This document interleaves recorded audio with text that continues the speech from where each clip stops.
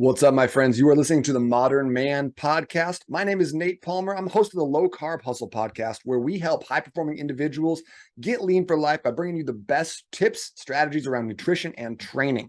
Check out episode 81. We dive deep on intermittent fasting versus prolonged fasting. Which one is right for you for fat loss results? Now, get excited because you're about to hear an amazing episode of the Modern Man podcast with the legend, Ted Phaeton. Here we go. When you've got people around you, it makes the suffering bearable. It makes the suffering bearable. And so again, PTSD, it's like, oh man, I'm not in this alone. I have a friend that's also struggling and we can talk and connect. Oh, I'm not alone. Okay. And that is really powerful. And it makes the suffering bearable. And you know, we are so lonely. Like I think the average American has 0.9 close friends. So if you average out the close friends of all the Americans, 0.9. So the average American has no close friends, none. Yeah. And that's really sad, you know, and men especially are really lonely. Yeah, really lonely.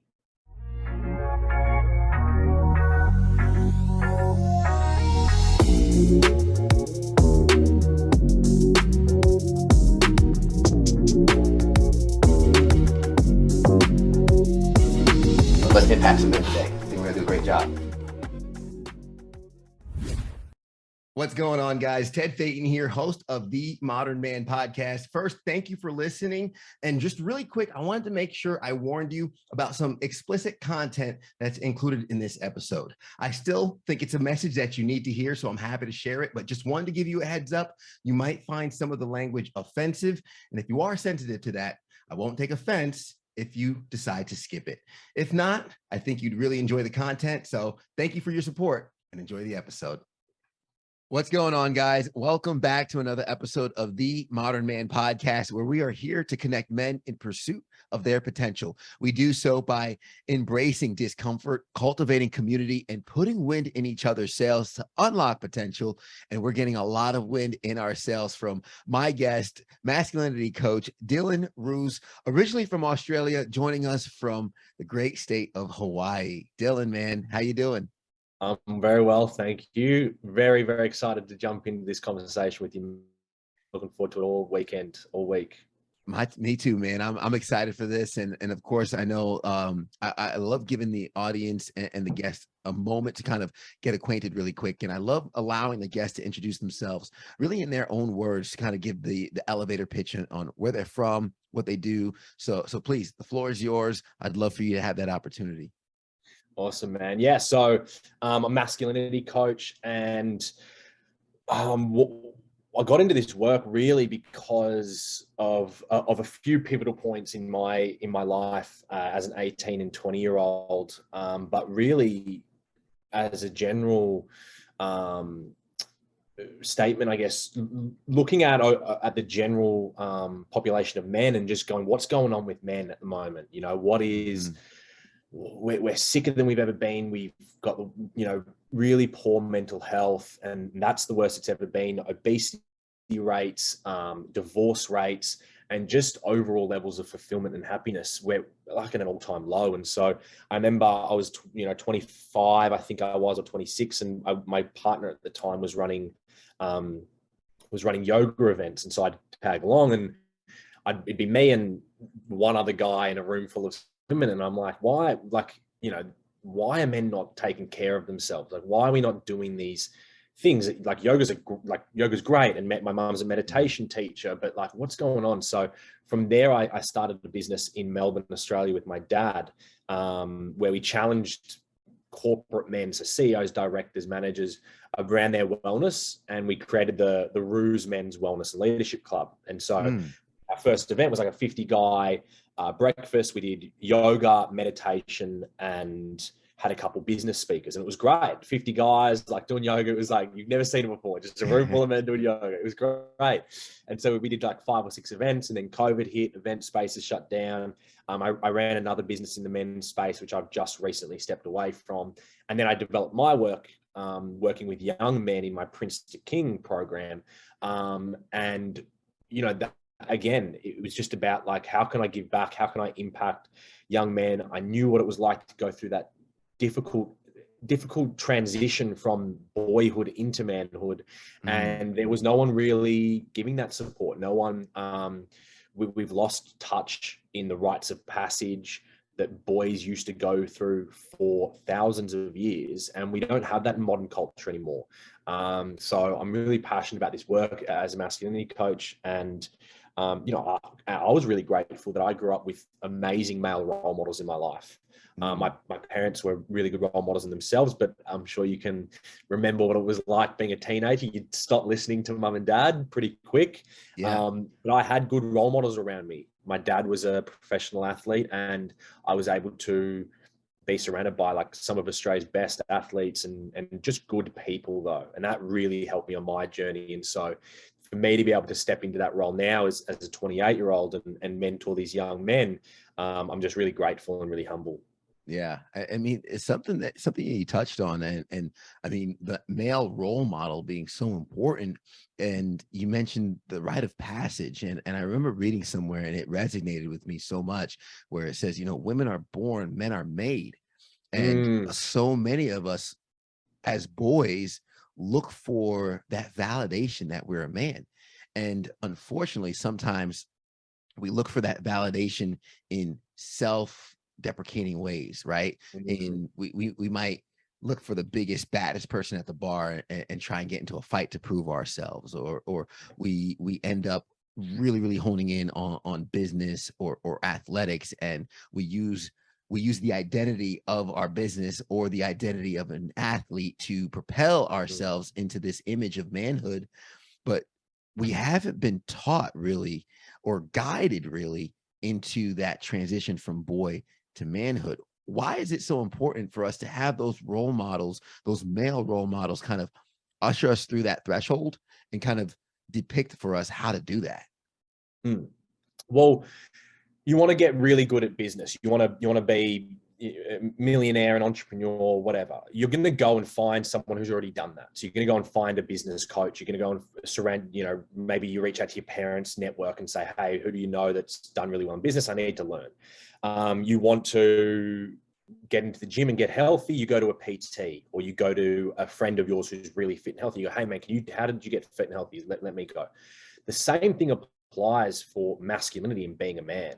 You know, we need a blueprint that we look at, and this isn't even an option. We do it anyway. We do it subconsciously. It's just, who are we modeling our behavior off of? So no matter what, you are modeling your behavior off of something. Whether it be your father, and okay, what kind of man was your father? Was he a good male role model, or was he flawed like everyone? And did he pass down some unhealthy ideas around what it meant to be a man? Did you have no father, and were you raised in a single mother home? Okay, how did that impact you, and what were the men that replaced that father figure for you? Because again, it's not an option, it's happening. You're modeling your behavior off of something. So it's a parent's responsibility to put in place good male role models around their boys, especially in teenage years. And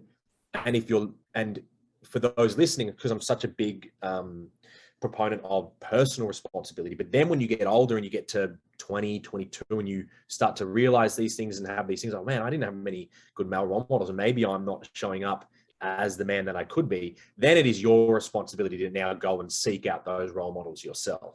Yeah, no, absolutely. And I mean, I've mentioned kind of, we see the tragedy of young boys joining gangs. And the reality is, I talk about, you know, young boys typically look up to someone they can identify with or see themselves in. And unfortunately, if they come from a fatherless home or an absent father, and they see, sure, they might see some examples on TV with athletes and things like that, but that person on the corner driving a BMW might be the image of success in their young minds. So they pursue this. And for us, being older or separated from it, could be like, oh, how do they not know better? But you're so right, because when you're looking for a path or a pocket to be in the world, we tend to go right into what we identify with, and unfortunately it's not always the best thing. And for gangs, like, gangs have rites of passage.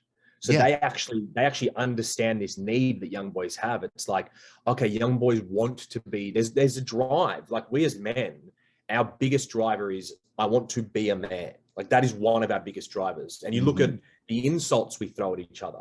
You're a sissy, you throw like a girl, you're a pussy, you're weak, you're a fag. Like all the insults are meant to take away your manhood. You know, like you got a tiny dick, you know, all these things, like take away your manhood. That's where we attack men. Yeah. And so we have this strong driving force of like, I want to be a man and I have to be a man. And so gangs understand this perfectly well. What, like, gangs are a brotherhood. And then you come in and you have to prove yourself. And once you prove yourself, we'll take a bullet for you. And that's like, you know, that's real, that's powerful. And I think people dismiss the power of that. Now, that's not healthy, obviously. Like, that's not good. Don't go and join a gang because it's a brotherhood. But we need to find our brotherhood. We need to find men around us that are going to hold us to a higher standard, that are going to take us through an initiation process of, okay, you're a boy, now you're a man. And really, it's and I'm reading this great book at the moment. I don't know if you've seen it, but From Boys to Men, by Brett Stevenson. And I was just reading it this morning before I jumped on, and like some of the statistics now, especially in America, it's really sad, like what's going on with our boys and what's going on with the young men in America. And it's such a complicated issue, but I really truly believe it's the breakdown of masculinity. It's for the past 20 years, at least. I'm 28, so at least for the last 20 years, what have we heard everywhere? Toxic masculinity, like, and just this attack on masculinity. And people get upset. They're like, oh, it's attack on masculinity. But it has been a full-on attack on masculinity. Now, sure, you go back 20 years ago, maybe it started from a good place of, we want to uphold the standards of men and we want men to show up better. Great. Yeah. I will get 100% behind that message. But then the way we've gone about it, and like this guise of toxic masculinity and breaking it down is good for men. It's really not, because what, and I just spoke about this recently. I said, like, there's three reasons that I don't ever use the term toxic masculinity in my work, because these three reasons. One, immediately it puts men's guards up. So whether it's right or wrong to use the language, it just immediately kind of goes, oh, you hear it. And even me, I've been doing this work for like 5 years. Even I hear it and I'm like, what do you know, I immediately, I'm like, fist up, you know, hold on. and I've been doing the work, like, and a lot of men aren't. So immediately just puts men out of the conversation. And what we need men in this conversation. So there's that. Secondly, I say, what do we do with toxic waste? Like, it's radioactive. We quarantine it. You can't touch. You can't do anything. That's not the case with our psyche. You can't just say there's parts of us that are toxic and reject them and quarantine them and shame them. Like, that's not healthy, and that's not going to get you your desired outcome of men taking responsibility, owning up, becoming better versions of themselves. And then the third reason that I don't use it is because it has really shifted the meaning behind it. And I don't like blanket statements, because when you say it, you might have really good intentions. You might be like, oh, Dylan, I use toxic masculinity and this, and I'm like, great, man, I actually agree with what you just said. Yeah. But then I can hear someone else say it and it means a completely different thing. And then someone else said it so I don't like anything that blankets, because it immediately comes with preconceptions of what I mean when I say those words. So what I say is, I say wounded masculinity, wounded, because what can we do with wounds? We can heal them. Okay. All right, cool. And I'm not attacking you either. I'm not saying you're toxic. I'm just saying, man, you're hurting. What's going on, brother? How can we, talk to me? And that's what we want. That was the goal 20 years ago, whatever. That was the goal. So I think people need to just really drop that language if we want to get the outcome. If you want to just argue and try to be right and get caught up in a fight, you're just going to continue using that word. But if you want to like heal men and then heal society, we have to stop using it. Yeah. And I always identify it as, sort of the expression of masculinity could be positive or negative, much like the number one the number one consumer of explosives or purchaser of explosives is the US Army. Number two being Walt Disney World, right? It's the same thing, but one uses it for destruction while the other one uses it for fireworks to incite joy, happiness, and bring magic to the world. Yeah. So could we say the substance itself is toxic, or it's the use of it, right? And you're so right in terms of for some of us to think this part of me, this thing, I need to suppress it, or I need to ignore it. And unfortunately, what happens when you suppress something for too long? Yeah, it blows up even more aggressive than it should, Yeah. because we've held it down so long. What do you think the biggest struggles we're facing with that is in terms of, I guess, acknowledging our masculinity? I call it kind of, some of us as men are almost afraid of like our own power, what we're capable of, right? Yeah. We know Yeah. what we're capable of, therefore we suppress it, where there, though it's something that some folks might say is capable of so much bad, it's just as much capable of so much good in the world, and we're robbing the world of that good by completely dismissing it. Yeah. Man, I could take this in a few different ways because I love this conversation. And I think you're absolutely right. Men are suppressing themselves. And I go, and again, I don't want to harp too long on the toxic masculinity piece, but like we had a lot of good men, a lot of bad men. Men got attacked. And so the good men kind of saw that and was like, okay, I'm going to stop being this masculine leader in the community. People don't want that anymore. And so they either did one of two things. They either completely suppressed and changed, and that was still for the worst of society, or they just retreated and they said, I'm just going to look after my own kingdom. I'm going to look after my family. Hey, you guys, the world's crazy right now. And so they just backed off. And that, again, that really hurt society. But I love what you said in your intro. You mentioned facing uncomfortability, or you said embracing discomfort. Embracing discomfort. That is the disease of today, is comfort. That is why we're sick. That's why we're fat. That's why we're going through divorces. It's because of comfort. And you look at it in all the language, you look at it in all majority of conversations nowadays, it's like, oh, Ted, I'm depressed, man. How do I feel better? How do I feel good? And it's like, well, the actual answer is counterintuitive. If you want to work on your mental health and feel good, you need to go and do hard shit, especially men. Like, because that was the other thing you said, men are made, 100% we're made. And so we now live in a culture that is so comfortable that we are no longer used to pain and discomfort. And because we're no longer used to it, we no longer seek it out either. And so this morning I get up at 6 a.m., I go meditate, I journal, and I had a podcast at 7 a.m. my time. And it was like 6:40. And I was like, I wanted to go for a run. I was like, do I have time to go for a run at 6:40 podcast? I was like, it's only going to be like a 10-minute run. Well, okay, I do have time. So what am I doing here? I'm just trying to come up with an excuse to not run. All right. So I put my shoes on, I go run. It was a hard decision. It was a hard run. And now I'm going to feel great for the rest of the day. Now I'm going to feel good because I did the hard thing in the morning. And so you've touched on the disease of modern times is comfort, because we're no longer running, exercising, journaling, meditating, doing the work, listening to podcasts, getting a coach, sitting in ceremony, like doing rituals.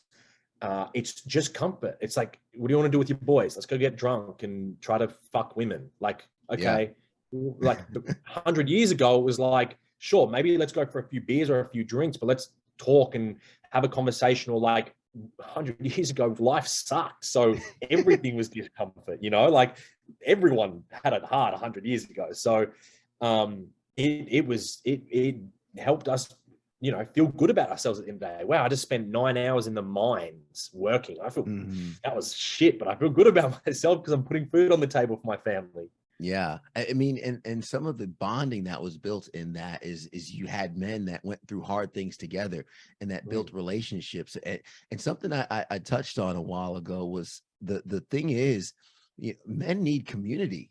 because, you know, I've had a friend who might have seen something traumatic in their line of work as a first responder, and man, they just can't get it out of their head. They're like, man, I can't shake it. I can't shake it.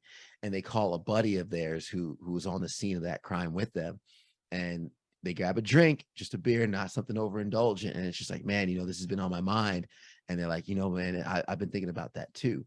And what's crazy about the interaction is that might not solve it, but the amazing transition of understanding you're not alone in that journey, Yeah. almost kind of like eases some weight off of your shoulder, right? Like our problems aren't our own. My stress is not my own, and the things I'm going through in life is not unique to just me. And here's somebody else who I might look up to, revere as a man who's going through the same thing.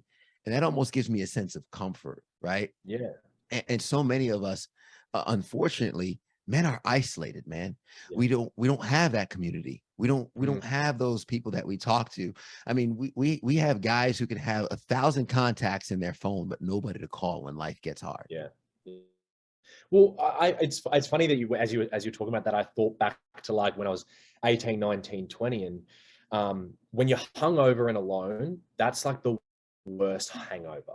But when I remember being hungover, and I would be way worse hungover, but if I was hungover and I had 2 or 3 mates that were also hungover sitting on the couch with me, you're having fun. You're like, we're all in pain here, and oh, this isn't fun. And it actually applies to what you were saying in that when you've got people around you, it makes the suffering bearable. It makes the suffering bearable. And so again, PTSD, it's like, oh man, I'm not in this alone. I have a friend that's also struggling, and we can talk and connect. Oh, I'm not alone. Ah, okay. And that is really powerful, and it makes the suffering bearable. And you know, we are so lonely. Like I think the average American has 0.9 close friends. So if you average out the close friends of all the Americans, 0.8. So the average American has no close friends, none. Yeah. And that's really sad, you know, and men especially are really lonely. Yeah, really lonely. How do we get men to open up? Like, how do we get them to say, you know what, man, I'm not okay. I have a t-shirt campaign going for Modern Man. It just says #YouGood ? And it's kind of like that. I appreciate it, man. I'll send you the link. I'd be happy to send you a shirt, but like, That'd be great. It says you good. And the idea behind it is like, man, we don't ask each other if we're good. And I mean, at the very least, it's hard for us to take that initiative and call someone when we need help. Yeah. But even when someone comes out and says, hey man, are you good? I sent the shirt to a bunch of friends and I said, hey, tell me about the last time somebody asked you if you're good. And a lot of them said, last time somebody genuinely asked me if I was good, I answered, yeah, when I wasn't. So it's not even the fact that people aren't asking. Sometimes it's, we're not opening up, man. How do we get that to that point? Yeah, I'm really passionate about this question and really passionate about this space. And did you see the UFC fighter Paddy Pimblett, and that's kind of going viral at the moment? And I was watching that. Yeah. I was watching that, and then I'm paying attention to social media, and everyone's fucking posting it, right? And I'm like, you know what? The solution to this question, the answer is it's no longer like awareness is great, and I 100% agree with the messaging. And I reposted, and I was like, wow, what a powerful message! UFC fighter, world platform, awesome. But the most powerful part of that speech, I think it might have been in the post-fight interview. He did another interview, and it might have been in that one because there was 2 clips going viral. But the most important part of that was when he talked about his own struggles. That was the most important part because, and I got it. Again, I was watching it. I was getting angry watching people post because I'm like, you don't fucking open up. You don't open up. You don't open up. You're not talking about your shit. But so now with the increase in mental health awareness, what it's actually created is a culture of, hey, you guys should open up, but I'm good. Yeah, I'm good. And so the answer, how do we get more men to open up? It's this. It's conversations like this and real men talking about their things, and then using their platform for good, but then actually talking about their struggles in their circles. So like, you know, I call my friends up. Hey man, what's going on, brother? I haven't heard from you. You good? I like that. You good? And yeah, mate, I'm fine. How are you? If I know he's bullshitting, I'm not going back. I might once or twice, but if he's really stubborn, I'll just be like, and he'll obviously ask me back, how are you going? I'll tell him how I'm going. And even if I feel better, even if it was a week ago, I wasn't feeling good, even if it was like 3 weeks ago, I wasn't feeling good, I'll tell him what I went through. I'm like, yeah, man, like life's been pretty stressful at the moment, brother. And bills are piling up and clients are a bit slow this year. And I got a kid on the way, and fuck, man, I'm 28, like new partner, man, like life's pretty tough, brother. But you know, I'm doing okay. I really appreciate you asking me that. But yeah, man, I am struggling a little bit. Yeah. What about you, dude? Like, talk to me. What's going on with you? I guarantee you do that. Maybe not the first conversation, maybe not the second conversation, but there will be a conversation when now he will come back to you and say, yeah, man, actually, now that you mention it, I'm going through something similar. This is what's going on. And so vulnerability breeds vulnerability. And so we don't need more people posting to social media about awareness. We need real people having conversations in their day-to-day lives and leading with vulnerability. Like, hey, he's struggling. I'm going to talk to him about my struggles. He will then come to you, or she will come to you and talk to you about their struggles afterwards. Because that's how we operate as human beings. We need to feel safe to open up. And if you're just going, how are you? How are you? How are you? It's like, man, leave me the fuck alone. I'm good. Yeah. Yeah. Whereas it's like, hey, man, I'm struggling. It's like, oh, dude, I am too. Oh, cool. Yeah, it's all about going first, and you know, a lot of us as men, we love to lean into our leadership and how can we lead, and you know, and that's why, you know, one of the pillars with Modern Man, we talk about our values, and the values being integrity, growth, and strength and vulnerability, because there's so many of us who walk around, and I've used this analogy in an essay that I shared with my personal journey with mental health, where I landed in the hospital trying to keep a facade of I had everything under control, but my stress and anxiety had an autoimmune disease flare up that almost had me lose my large intestine. So wow. I end up talking about a suit of armor, right? And the thing about a suit of armor, we like to walk around like there's no vulnerabilities and it's clean. But a clean suit of armor has never been to battle. Yeah, I like that. And if I'm trying to figure out how to survive in this battle called life, and I'm about to get scrappy, I don't want the dude with the clean suit of armor. I want the dude that has the dinks, the cuts, the dents, and everything, and is still standing. And like, bro, how did you survive? Because that's the reality of, we walk around with this clean suit of armor being like, hey, are you good? And of course I'm good with you walking with that pristine suit of armor. But kind of like that, I love the Marvel movies. You see the Captain America movie when he's like, or the Avengers movie where he's in that rubble and all beat up and he looks up at the camera and salutes. You know, but like, love it. But that's the kind of thing like us as men need to do, is like, man, I'm beat up. I'm out here bruised. I'm bloodied. I'm still in this fight. Still going. Yeah. I'm still in this fight.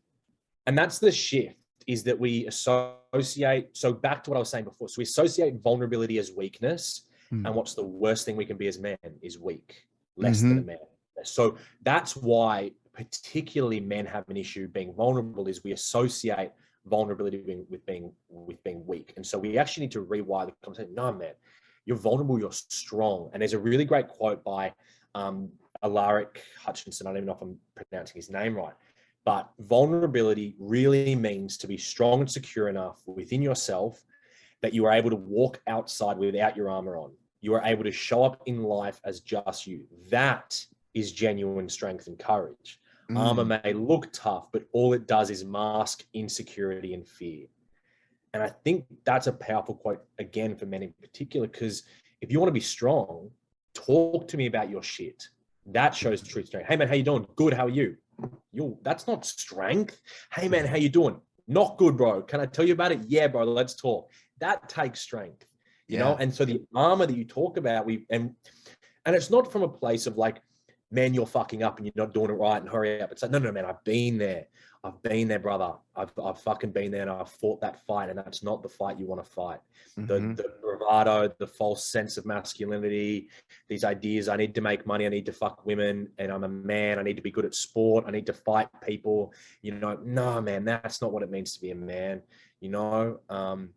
And really shifting that conversation to like, dude, I've been there, I've been in the psychologist office getting diagnosed with depression and anxiety. I've been there my worst moment, 20, a couple bad moments, but like 18 years old, finding out my best friend slept with my girlfriend and like breaking me. Oh man. And then because I didn't deal with my shit, that then led to me hurting so many more people, which then led me to ultimately hurting myself, because I then created this belief system that I was a bad person because of the bad things I was doing to others, when really I was just really hurt. I was stuck at an 18-year-old body, really hurt from a bad betrayal, but it really led me down a real bad path, and I hurt other people. And then I was like, oh, I'm a bad person. And then because I'm a bad person, I then acted like a bad person. And it was like this real bad thing. So it's like, I've been there. And why didn't I address my shit at 18? Because it was really fucking hard. And I wanted to feel comfortable. And I wanted to sleep with the good looking girl on the weekend, because that'll make me feel good for 5 minutes. Yeah. So another good quote that I love, it's like, all of man's problems could be solved.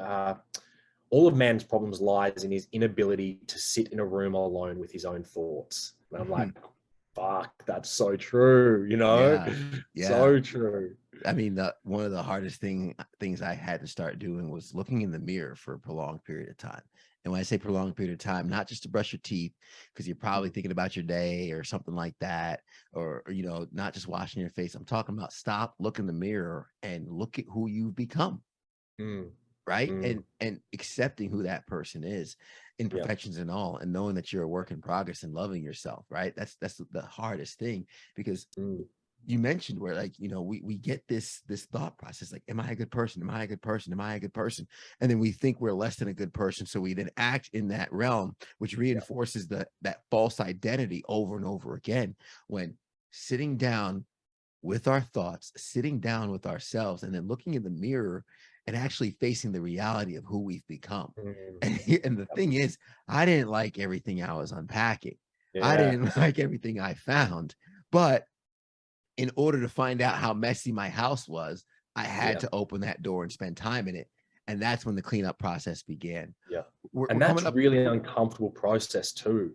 And it gets worse before it gets better, because now you're actually having honest conversations with yourself for the first time. And you might not like what you have to say. And that's powerful, and it's hard. And so it's a battle as well. Even it's like, oh, I'm doing the work. It's like, yeah, man. And it's going to get worse and harder now, because what do we do when we start doing the work? We start dropping away. Like for me, right? Okay. Women was my like crutch. I was just like, what makes me a man? I can sleep with any woman. I walk into a room and I can go, you, and end of the night, I'm with you. Like that was, I'm a man now. And realizing that, like, man, that's all my masculinity is. Like, that's not good. So, okay, what do I need to do? I need to remove that. And the last 6 months has been like, I've been in the biggest trial by fire of my life. So last year, met my beautiful partner. A month later, I was always leaving Australia. So a month later, I left to America, and we said our goodbyes. And it was like this beautiful, like, I love you. If the universe has plans to bring us together, if God has plans to bring us together, he will. I release you. Like, I love you. Bye. A month later, like so excited to speak to her. How are you? I'm pregnant. Okay. Right. Okay. Now what are we going to do? Figuring out, we're going to keep the baby. You're going to fly out to Hawaii. We're going to live in Hawaii together. We're going to come together. Brand new relationship. 6 months of like, okay, I thought I was a man because I could sleep with women. That's now completely gone. I'm no longer sleeping with any woman but my partner. Right. That's gone. Move across the world, no friends, no social group. That's gone, right? Hey, guess what? We're also going to not give you a lot of clients this year, and you're not going to be making a lot of money. That's gone. And we're going to give you more bills than you've ever had to pay in your life, and a partner that you need to take care of, and a baby that's on the way. Fuck me, God, universe. What am I doing? Can you relax? Can you chill out? Just give me a second here, right? So I've been going through this trial of fire. And the reason it's so hard is, when I felt bad about myself, I couldn't just go and fuck someone. When I felt bad about myself, I just couldn't call up my boys and go for drinks, right? I had to sit with that stuff and go, oh, I don't feel good. And what am I going to do about it? Okay, I'm going to go for a run. Okay, I'm going to meditate. Okay, I'm going to journal. Okay, I'm going to cry. okay, I'm going to call up one of my friends and have a good conversation with him, you know? Mm-hmm. And then, so it does get, so those doing the work, like it gets worse. It does, because you're pulling away everything that used to make you feel good. And now you have to sit in the discomfort of the reality of your life. And maybe that's not a good reality, but you now can create a new reality from that place. Yeah. And that new reality is, we've said it on a previous episode, the old you has to die in order for the new you to live. Yeah. And we have to let that go. We have to let that go. And I appreciate you being transparent on that journey, because so many men go through that, right? So many men go through that identity. Is like, I see her, I want her, I'm gonna go get her, right? Or I make a lot of money, I drive a fast car, I have beautiful women. What makes you think I'm not a man? And the reality is kind of like what you mentioned before, those positive male role models, someone who we look up to, who has maybe the strength that we hope to exude in our lives, that confidence that we hope, that leadership, for them to look back down on you and be like, you know what, man, no, that's not the true mark of leadership. Some of the men I have recently in my life that I've looked up to as mentors, they've been in long-standing marriages, and I'm like, bro, how do you make that work? How do you like, we used to think, right, like the mark of a man was conquering and going here, going there, but the dedication and the commitment to growing one's business or staying in your marriage and holding down the household as best as you can through the ups and the downs, the reception, the pandemics, all this, right? Yeah. And still be steadfast in that, man. If that becomes a new display of strength that we didn't even know suddenly, I mean, you tell me if the ironic thing, because I'm in a journey where recently married, moved to a new city, my wife going back to school, kind of laying on my income for these next 6 months or so while we kind of get her through school and everything. And it's kind of looking at the reality of what we used to think made us men. If you tell me to go back to going to the bars, drinking and sleeping with women, that was easy compared to what we're doing now. Easy, yeah, man. And 100%. But it's because you're like, okay, well, what's the solution? And I go, because of my work, and I want to eventually work with athletes in America. Like, I really want to get into the college system and start working with athletes, just because it might bring in Australia, but also with the work I do now. And I look at it and I go, okay, so what's the number one value in society right now? Would you guess? Like, top values in society right now? Money, bro. Most money. People, yeah. All we care about is money now. So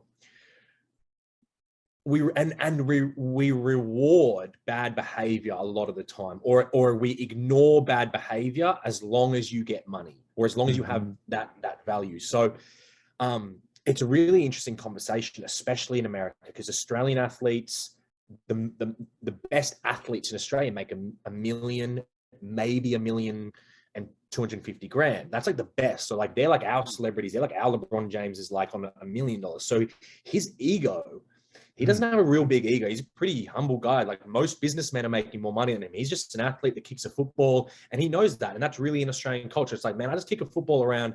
Like, I'm disciplined, and all this, like, cool. I'll be a role model. I mean, I'm famous. But in America, man, like, you guys are getting paid $40, $50 million a year, $100 million a year. And these guys, and they are the role models, whether they want to be or not, they're role models because they're in the public eye. And they're not good role models. Like, look at music today. Like, I grew up listening to Eminem and 50 Cent. I love hip hop. I love rap. But you're like, from a role modeling point of view, the only thing you could say is like, okay, maybe I'll look at his work ethic, and maybe I'll take out his work ethic, but the rest, I'm not touching the rest.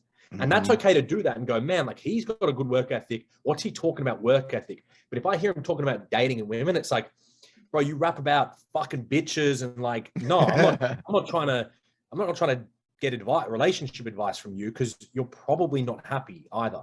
Yeah. So I use an example. I'm like, okay, if I want to make a lot of money, or I want to have a good life, and I reach out and I get myself a billionaire mentor, but he's miserable, but he's got $1 billion. he can't teach me anything but how to be a miserable billionaire. Yeah.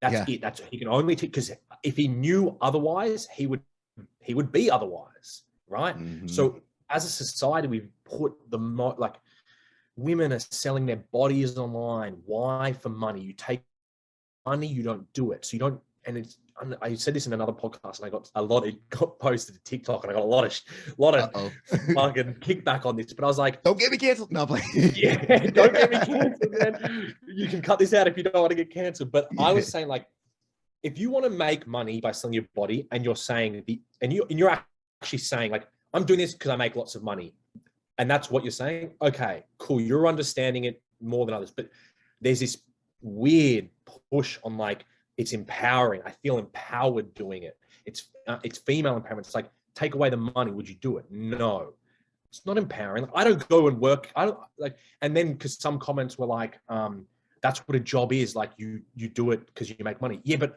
if I'm working at McDonald's, I'm not telling my mates, oh man, I'm really empowered going to McDonald's. You're like, no, I'm going to McDonald's because I need money and I got to pay my bills. That's why I work there. Yeah. So I'm happy. You're like, hey, you want to do this? Go and do it. That's not my point. My point is it's not female empowerment, because the reason I am even talking about it is because, like, there are little girls that are looking up to these women. They're 12, 13, 14, and they're going, oh my gosh, I can take photos of myself naked and make millions of dollars. Wow. But they don't understand, well, what's the downside to this? Well, what kind of men are you attracting into your life? Like, what longer term, yes, you've got money, but what are you now lacking as a result of this? Right? What are you sacrificing? What are you sacrificing? Yeah, because a lot of people, when you see a job title, right? Sure. Can a job title itself be empowering? You give me the title of CEO, that might feel empowering. I might make a lot of money in that, but the reality is we're holding on to an identity based on the title. If you take the title away, do I no longer feel empowered? It's us putting our stock and our emotion and really our self-worth into the wrong things. We're putting it into the wrong value system, as you mentioned, people valuing the wrong thing. Dylan, this is an amazing conversation, man. I want to end on one thing. Give me one more bit. Please. Yeah. There's a good quote, but I think it's not Will Ferrell. What's the comedian that went a little bit off? Not Will, is it Will? Oh shoot. Jim Carrey. I don't know why. Jim Carrey. Jim Carrey. Okay. It's a good quote by Jim Carrey, and he says, like, if only I could give everyone the money that they would desire, something along those lines. If only I could give everyone the money that they wanted, because that's what it would take for them to realize that money isn't the answer. That's not where happiness lies. And I love that, because I'm really fortunate, man. I got a good network, good people around me. And I was speaking to a good friend of mine who runs $100 million company. And he calls me up and he's like, man, I'm so jealous of you, bro. Like, look at the life. Like, man, I'm always thinking about it. Like, do I need to, and he's got a family, he's a bit older than me. He's got a family, 10, 12-year-old. And he's like, man, like, I just really quit. Am I doing the right thing? And I'm like, dude, like, I feel you and I'm here for you. But like, we've all got our shit, brother. Like, yeah, my life looks good on Instagram, like, because I'm posting, but like, man, like, I look at your life, like, $100 million company sounds pretty damn good, bro. And we're like joking, and I'm like, so here he is with, again, this has been such a good theme of the podcast, but what society tells you should have. You should have money and a job and be really wealthy. Doesn't mean you're going to be happy. Like, this dude's real nice guy, really, like, he's family orientated, but he's struggling. He's got $100 million company, and you're like, you think your problems would be solved if you just chased money. If anything, money can amplify problems or it can reveal different problems, right? So I'm a big believer of the values, role modeling values, and pre-internet, who are your role models? Just the people in your community, because you didn't have access to these TikTokers and YouTubers and these idiots online that make lots of money, sure, but they're not good role models. Yeah. We need some good role models out there. And Dylan, I appreciate you doing the work to be one and helping men through their journey with masculinity. And I would love to offer the audience an opportunity to connect with you, follow you, and use your services if it works out for them as well. So please, how can folks get in contact with you and follow some links? Yeah. So my website is www.dylanrooscoaching.com. And how you spell my name is DYLANROOS. And then follow me on Instagram, dylan.roos. I try to be as active as I can in there. I'm posting all the time. I'm pretty accessible too. Like if you DM me, I'm checking my request box daily. So I'm pretty easily accessible. And yeah, man, I really appreciate the work you're doing, brother. I just click your follow on Instagram too, man. If I'm ever in North Carolina, let's grab a feed. And if you do make it out to Hawaii, man, give us a buzz, give us a shout. Absolutely, man. Dylan, I appreciate the time. And I'm going to recap some of the gems that you left along the way, just in case some folks listening, they don't have a pen and paper ready. They might be cleaning, driving, or anything like that, but we need a blueprint. We said before, no man is a template, but we could take a little bit from so many, and we build our own avatar by taking the best of those around us in our community and in our surroundings. Good male role models, needing someone to model ourselves after. And here's the thing, a lot of young people, a lot of young boys do this no matter what. We find someone we can identify with and we follow in those footsteps, whether good or bad. I'm going to have to check out the book From Boys to Men. I want to be a man. So many of us live with that growing up. Like, I want to be a man. And unfortunately, when we feel like it's robbed from us, taken from us, or we have this grip at exuding manhood, we have what could be seen as that wounded masculinity, as we are hurt and we are hurting other people because we haven't yet healed ourselves. So doing that work, which will mean getting uncomfortable, comfort being the disease so many are holding on to. We deal with reality by leaning into websites, drugs, substances, and women and things like that to try and get through the reality of what's actually happening in the world. But those don't fix our problems. Makes the suffering bearable is what I wrote down. You go first. So many of us want more vulnerability in the world. So many of us, we talk about mental health. How can we get more men to open up? Do so by opening up first in your group, in your interactions with others, being that first person to take that step. You are then being a leader, exuding strength. And of course, you show true strength by, of course, being vulnerable. And when you do that journey, the reality, the warning, the disclaimer, it gets worse before it gets better, but I can tell you it certainly does get better. Guys, thank you so much for rocking with us. I appreciate the time as well, Dylan. Thank you for joining us from Hawaii. And for anybody who made it to the end, the best compliment you can give us is by sharing this with somebody you think can benefit from this episode as well. Hit that subscribe button to get a new episode each and every single week. Make sure you leave a rating to let us know how we are doing. The only way we improve is by you letting us know where we're falling short. And of course, we are rooting for you to get to that next level in your life. And if you need help or assistance doing so, be sure to reach out to Dylan or myself, and we'd be happy to help you along that journey. We appreciate you guys. And as we always say here at the end of the episode, everybody wants the sunshine, but they don't want the rain. But you can't get that pleasure without first that pain. Let's grow.